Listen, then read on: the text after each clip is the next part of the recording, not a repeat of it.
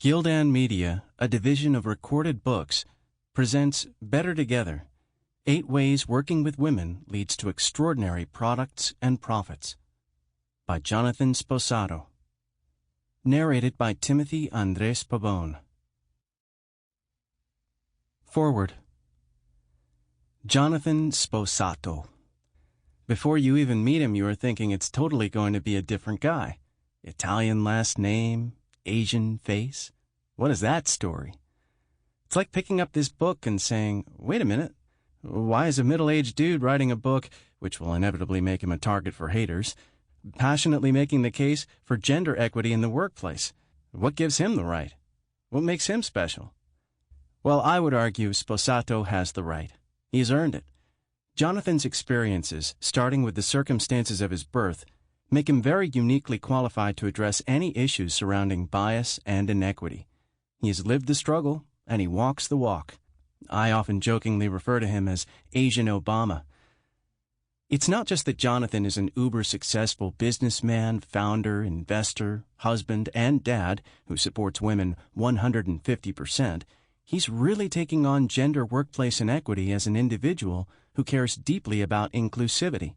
Inclusivity is part of Jonathan's DNA. Jonathan's whole existence has been about beating the odds. He's someone who has been rejected and accepted throughout his life, separated from his biological father, but accepted, loved, and raised by a single mother and later an adopted father. From age 3, Jonathan survived 6 years without his single mom because she couldn't afford to raise him. When he finally rejoined her in the 1970s, he was brought into and raised in a mixed-race household and had to learn to fit in. He had to push his way in through his positivity, charm, openness, inclusivity, and willingness to listen to people and understand where they are coming from and build bridges. It's what made him originally a great entrepreneur. Jonathan's leadership style focuses on what's best for all involved, what's always a win for all parties. It's been a huge part of his success building great software that people love and great businesses that are successful in their communities because he works hard to understand the community and give them what they care about. Without Jonathan, our company may not have existed. At first, he couldn't believe my story of being a female CEO consistently rejected for funding. He heard me out and he didn't write it off. He remembered our time together at Microsoft, and ultimately, he invested in me and our company because he did believe in us. He couldn't let it rest. He couldn't just sit by and accept that a pattern bias of not funding qualified female founders was the norm. Because Jonathan has dealt firsthand with issues of inclusivity in his own life, any kind of social injustice or inequity is an issue that he will not tolerate in his businesses, on his teams, and in his environments. What he stands for as an individual is inclusivity. Let the best rise to the top, no matter who they are. I am perfectly comfortable with having him speak out on behalf of all of us who suffer bias. Although we are primarily talking about women right now, we are in an increasingly diverse culture, and if our products and services and environments are going to reflect who we are, they must be built by all of us. Jonathan has as much right to tell this story as any one of us, and I'm honored to be included in Jonathan's book. Lisa Mackey, CEO of PocketDoc. Introduction. Sister, where art thou? Women. Over half of the Earth's population and creators of life for the whole of it. They are our mothers, wives, daughters, and colleagues. Women account for 85% of all spending, arguably the expression of true power. And yet if you survey the landscape of founders who have created the most successful tech companies of recent years, all males, Zuckerberg, Dorsey, Chesky, Kalanick, Spiegel, captains of Facebook, Twitter, Airbnb, Uber, Snapchat, revolutionary founders who have created massively valuable companies that affect billions. It clearly appears to be the sport of men. Is it just a coincidence that there are so few women at the top? Only 24 female CEOs lead America's Fortune 500. And in tech, female-founded companies are only 3% of all startups funded by venture capitalists. Are we to believe that women simply don't create great things? Or should we finally acknowledge that we operate in an unfair system where the path for women in business, leadership, and entrepreneurship is much, much harder? As an angel investor in startup companies, I routinely hear amazing pitches from female entrepreneurs. In 2015, I pledged to only invest in tech startups with at least one female co-founder. Yet in 2017, women are still not getting funded or promoted at the same rate as men, and the refrain from every female entrepreneur is consistent. Women are pushing a larger rock up a steeper hill. Women's lack of power and broader success in technology is simply a microcosm of what's happening in the larger world. Over the years, I've heard a myriad of excuses. It's a pipeline problem. Women aren't good at tech. They just don't think that way. They're too cautious. They aren't risk takers. Of course, that's a bunch of hogwash. Women aren't given equal leadership opportunities. Often, female leaders aren't given the same support their male peers receive to ensure success. But it doesn't have to be that way. We can and must do better. And the whole pipeline problem is an all-too-convenient excuse. First, more than half of all college graduates today are women. In the fields of law and medicine, women outnumber men and yet represent just a fraction of the partners and chair positions compared to men.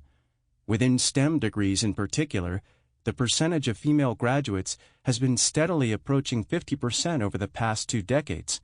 Furthermore, the Small Business Administration has estimated that 7.8 million U.S. businesses have been started and are owned by women, representing a stunning 44% increase since the 1990s, and at twice the growth rate of male-owned businesses. This is a heartening statistic that testifies to women's strength, vision, and leadership abilities. I strongly assert that if your company or your team has very few women in the workforce and few women in positions of leadership, then you are part of the problem I am inviting you to solve. And what is that problem exactly? The first problem lies in the fact that men in positions of power, venture, boardrooms, C-suites, management, may not be acknowledging that a problem actually exists. Some believe we live in a meritocracy. See? There are no women leaders at my company because so few have earned it. And many acknowledge there is a problem, but just don't know what to do. I believe that we must all take responsibility for our role in this situation, all of us. That includes the men in power who don't recognize the problem or take concrete actions to solve it. It includes a few women who likewise refuse to see how they might harbor their own unconscious biases against other women. It includes everyone at every level, in the tech industry and in all industries, who still sees women's lack of power and opportunity as a problem with their innate abilities rather than the result of conscious or unconscious bias and cultural and institutional barriers. The goal of this book is to provide managers, CEOs, board members, and business owners a blueprint to attract, recruit, hire, and build a sustainable gender-balanced workforce at all levels. It's not only the right thing to do, it's the smart thing to do. 1. You will learn how to create a gender-balanced team, workforce, or company. 2. You will become fully informed on all issues of gender equity, gaining a holistic view based on recent gender communication research, latest recruitment practices, history of gender legislation to date, and how it impacts industry, as well as first-hand insights drawn from individuals making current headlines on gender issues. 3. You will become a better leader, helming a gender-balanced workforce that creates better products, increasing profitability, improving retention, and reducing costs. Learning how to create a gender-balanced workforce by listening to this book is simply great for the bottom line. 4. With women driving about 85% of all purchasing decisions in the United States, it's critical for companies to give women a greater seat at the table when it comes to every aspect of their operations. And as we'll discuss, your business will improve markedly with more women on staff and in power. What do I know about women? Of course, the next obvious question is, why me? Why is a 50-year-old male entrepreneur and CEO penning a book about women? When I became the first person to sell 2 tech companies to Google, I was more lucky than good. I saw how my own gender-balanced teams of men and women outperformed other companies.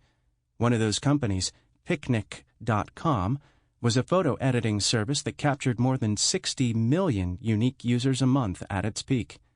I assert Picnic's success was the direct result of our near 50-50 female-male team composition.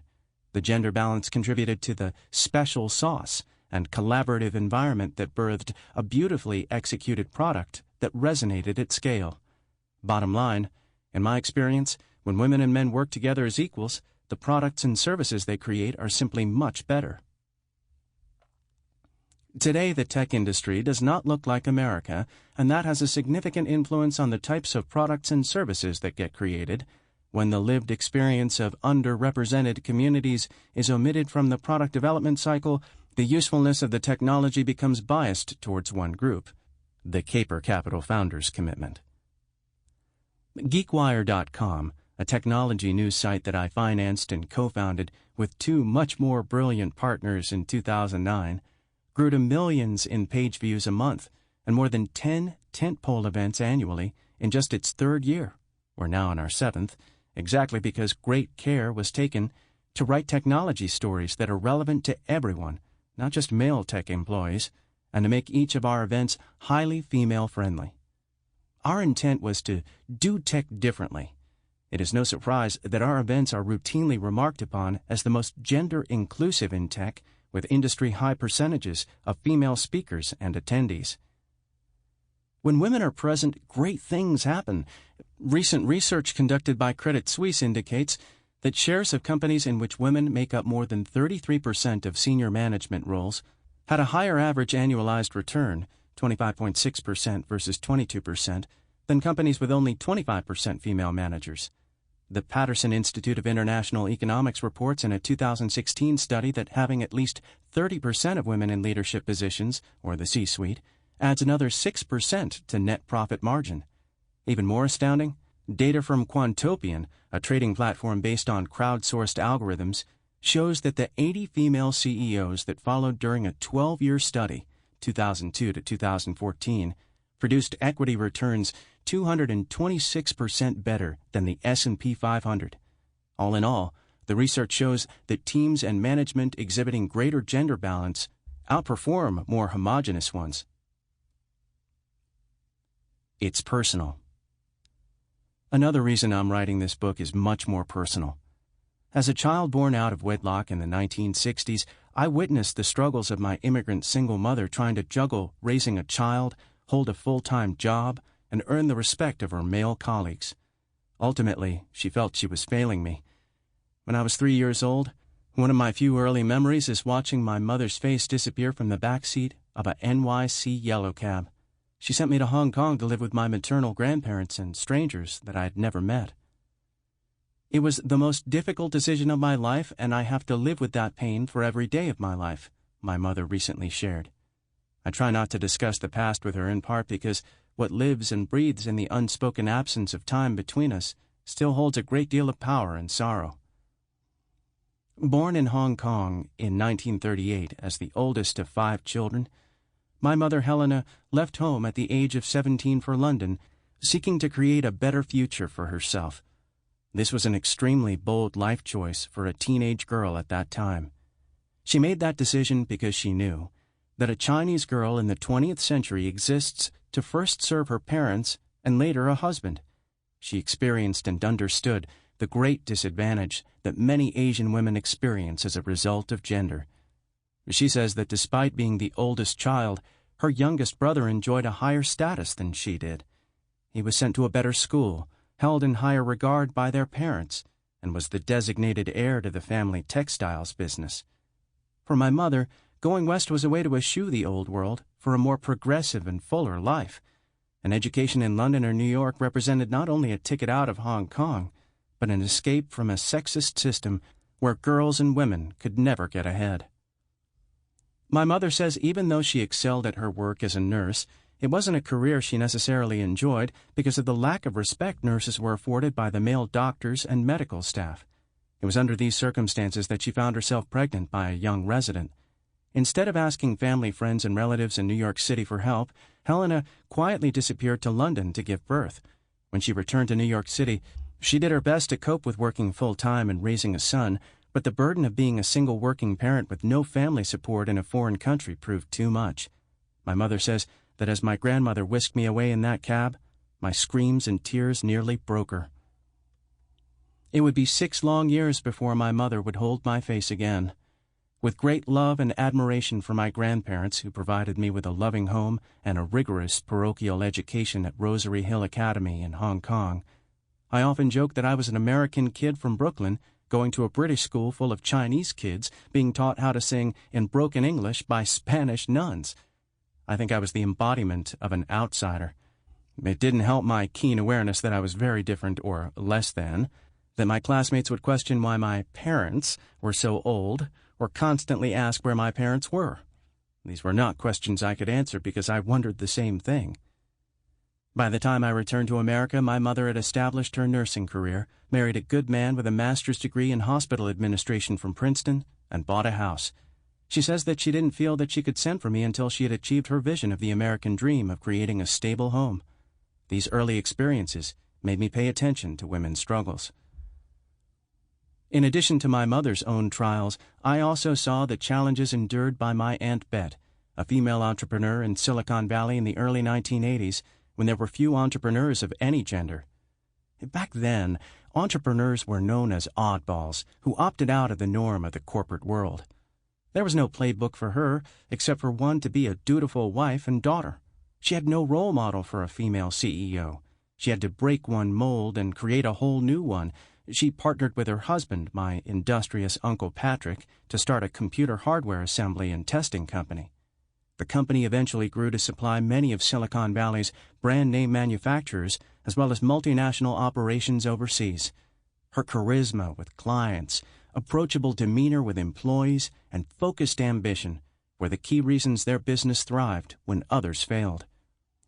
Of course, my incomparable Uncle Patrick also played a role in the company's success. After quitting his job at IBM, he worked tirelessly for a year as a real estate agent in order to scrape together the $100,000 they would need for seed capital. As a young teen working summers at their plant, I became convinced that the combination of very uniquely male and female skill sets made them a winning team. They were better together. Last, I'm also writing this book because I had to overcome odds as an outsider, too. Growing up Asian in an all-white, working-class community of Edmonds, Washington in the 1970s brought stigma and shame in an America that had just endured 3 brutal wars against the yellow man. I remember being kicked off of my bicycle and being spat on by a stranger who shouted, "My brother died in Nam." Being called every racial slur except for the correct one was commonplace during my awkward tween years, and after a while I stopped correcting them. No one at my school looked like me. TV and comic books offered no solace either. The only Asians in the media were Don Ho, Connie Chung, and later Mr. Miyagi from The Karate Kid. And while being an Asian girl might have granted one greater social mobility, to be an Asian boy meant an entire childhood of playing the role of the Indian, the Viet Cong, or the bad guy on the playground. I realized I would never be Captain America. And in all this, I began to understand the system of currency at work, a system of currency that I would later put to work in my favor. As I grew older, I recognized that I might be living in a slightly rigged system, where certain people got ahead much more easily, while others didn't have as good a chance. I watched as my friends' fathers did business with their golfing friends or their families would take vacations together, yet my interracial parents were never invited. I understood that getting into a good school meant scoring high on the SATs with a letter of recommendation from a pillar of the community, but most immigrant children didn't know words of the privileged like vestibule or foyer, and even lesser connection with community influencers. It was as if the system helped the privileged maintain privilege. To this day, the United States is the only country in the world where it's easier to get into a top 10 institution if one of your parents happened to go there. A rigged system indeed.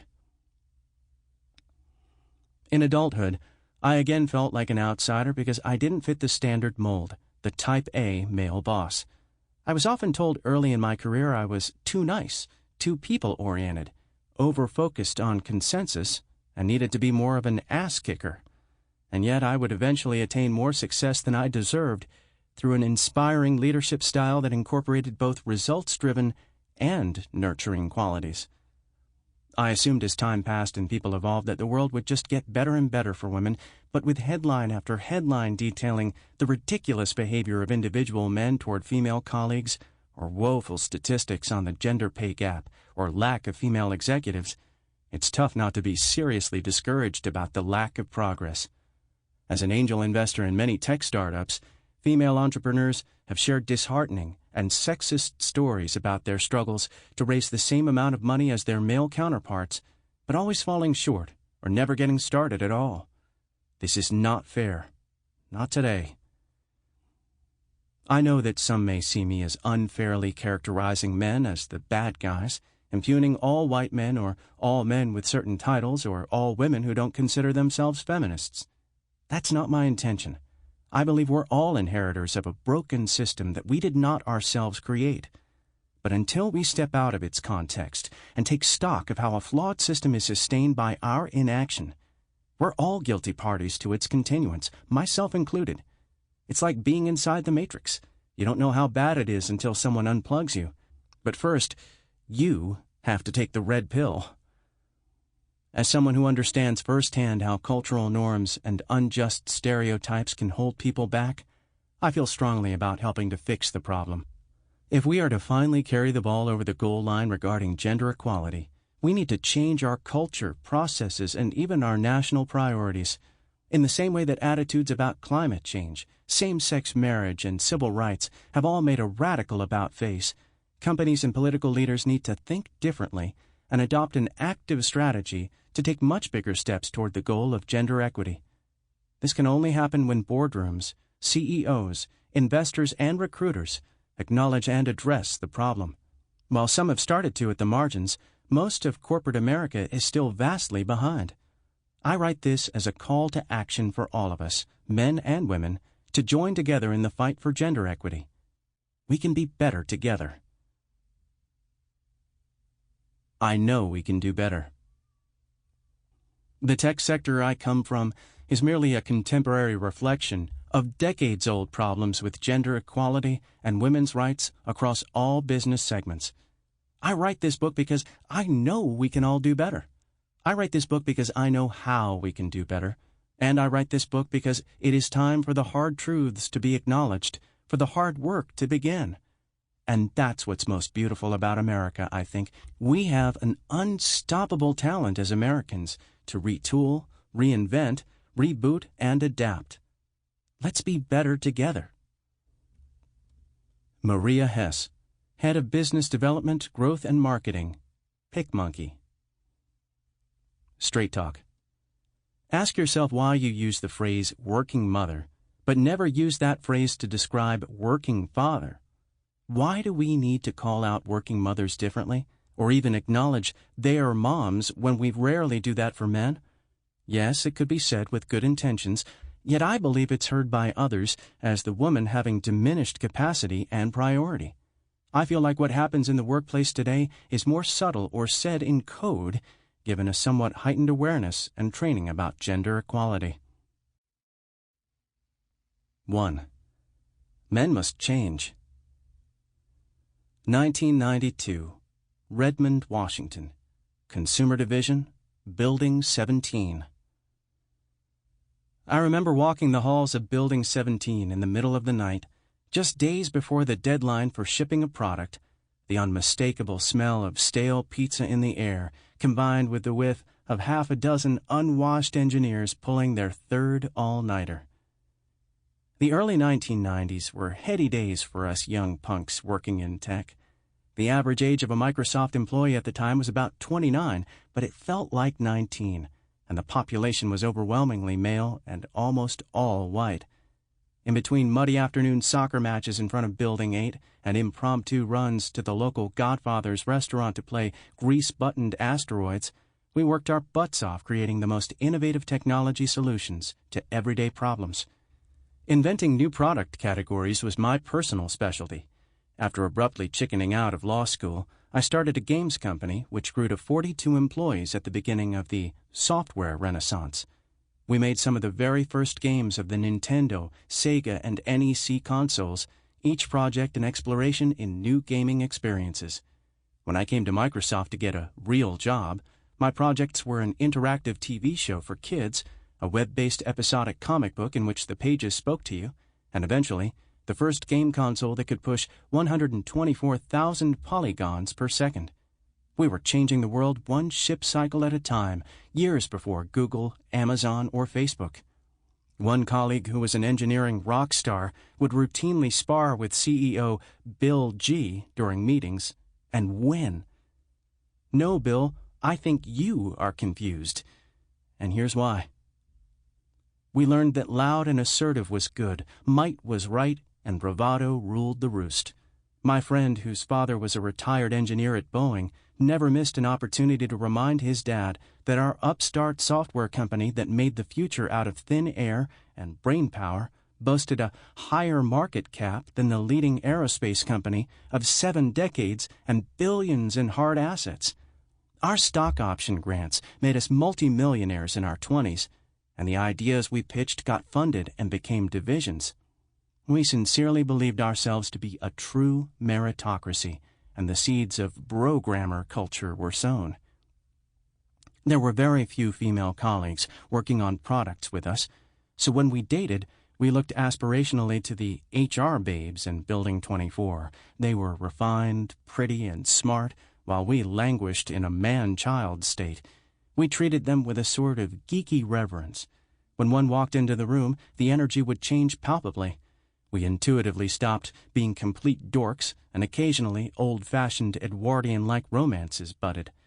To this day, I smile when I see some of these still married couples, and the few amazing women who were in management, leading product, or on technical teams. Most of them knew better than to waste their time on us. They dated up in the stratosphere, and deservedly so. Welcome to Man Island. Then, starting in the mid-1990s, we began to notice that the women at all levels in product groups started to leave, but we couldn't figure out why. Well, looking back, it's obvious. The culture was becoming unfriendly. For example, during an exhaustive candidate search for an open position, I recall one meeting with a male group manager who brashly stated his preference for the type of program manager leader we needed to hire. "I want to hear his balls clacking when he walks down the hall." Rather than being a conventional computer nerd, I was a scholar athlete who varsity lettered and was voted student body president. I generally traversed all social strata, friends with jocks, stoners, and computer lab geeks alike. At Microsoft, my photo was used in their recruiting brochure for several years, while I was routinely tapped to do public presentations on stage with CEO Bill Gates as a sort of amicable young company spokesperson. I enjoyed demoing new product offerings to developers, financial analysts, and movie studio execs with humor and lightheartedness not often associated with Microsoft's staid corporate persona. I remember thinking, we're starting to become cool, coming out of geekdom. But at the same time, in the then fast-growing games group, I saw some colleagues' offices down the hall be adorned with posters of big-busted female characters from video games. A few of these guys routinely compared notes on whose booth at E3 had the hottest models. At the lowest point, one shocking team meeting in the division cafeteria featured scantily clad nurses passing out Jell-O shots as a sort of morale booster. Facepalm. Amid this budding bro culture, some product divisions started to fall below a critical mass threshold of 13 to 15% women, entering a gender-biased death spiral the team would never recover from. The percentage of consumer products commissioned by the company targeted to women grew less and less. Gone were the lifestyle products division, the kids and games product unit, and things like Encarta were defunded. There was no slide in anyone's PowerPoint deck that said, "Let's be a bunch of guys making products for guys." Yet that's what happened in certain divisions of the company. They were great teams with great leaders, but something was wrong. As one female colleague after another left, I wondered, which came first, the chicken or the egg? Were women leaving because there were so few women wanting to join? Or were women afraid to join the division because they could see women were leaving? The sad truth of the here and now. It's now 2017, and things don't seem better. They seem worse. Workplace culture at some of the high-valued new economy companies such as... Sample complete. Ready to continue?